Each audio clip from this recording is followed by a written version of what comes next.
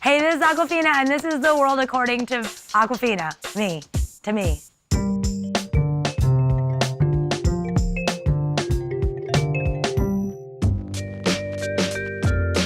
I love halal food, but like the dankest. Like the halal truck that's on like 34th and 8th that like no one goes to because there's homeless camps all around it. That's my go-to. Where the white sauce is warm, that's my go-to shit right there. I don't mess with street lamb, because you don't know where that came from. Street chicken, all day. All day with the white sauce, room temp. First of all, it's euphoric. So immediately after, that's the euphoria. It's kind of like heroin. One time, I got into a fight with a guy on a train because he had his baby, and there was a free seat, and it was rush hour, and he had the carriage. And I went to sit down, and he was like, no, that seat's taken. I was like, oh, by who, your baby? So I like threw a big stink. I called him an asshole, I called him an idiot. But then I sat there and I had the halal food, and I just kept wafting it at him. Like I kept pumping it at him. I'd say around 2 a.m., 3 a.m., you get just kind of like a pass through. You feel something passing by. You just get a little bump in the night. I wouldn't say that you get explosive diarrhea every time, you know? There are some times where it's solid. Hip hop was definitely a love. It was kind of a sounding board for like any angst or frustration that I carried as a young kid. One of the first rappers that really opened up what I thought was like just a very limited world of hip hop, AKA radio hip hop, was Necro. He was able to use words in a way that I've never heard in hip hop. Like the word masticate, like get you masticate with a plastic plate. That's like dope. But I still listen to Necro all the time. I love Necro.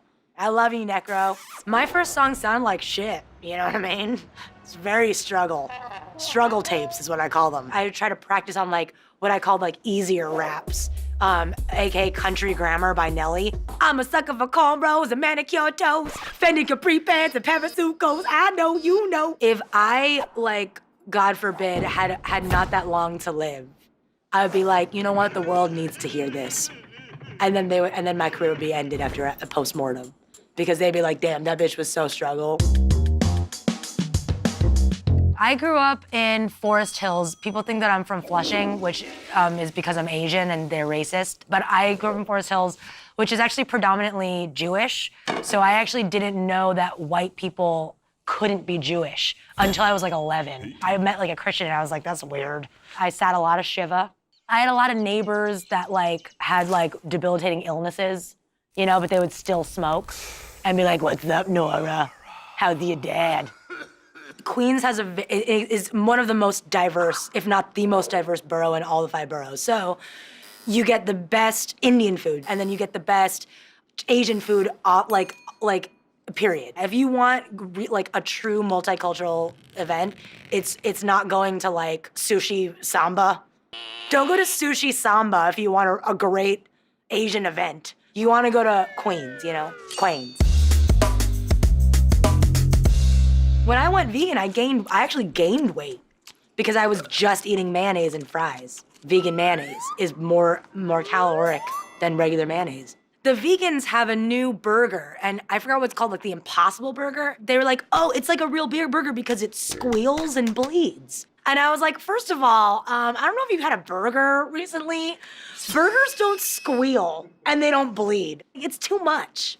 You know, you're trying too hard. I think it's made of, you know, the broken dreams of a vegan, to be honest. I don't think people become vegan because they thought of being vegan. They always hear of veganism somewhere else and think that it's something that enhances their lifestyle and their brand. But you know what? Chipotle chicken is the best. So I wouldn't give that up for shit. The thing that I like about a chicken wing, I like biting into it and feeling that bone. I'll pluck the feathers off myself, just bite into its ass. I love chicken butt, you know, especially live. Yeah, I'm a savage. That's farm to table right there. Farm to ass to mouth. Right on the goddamn farm.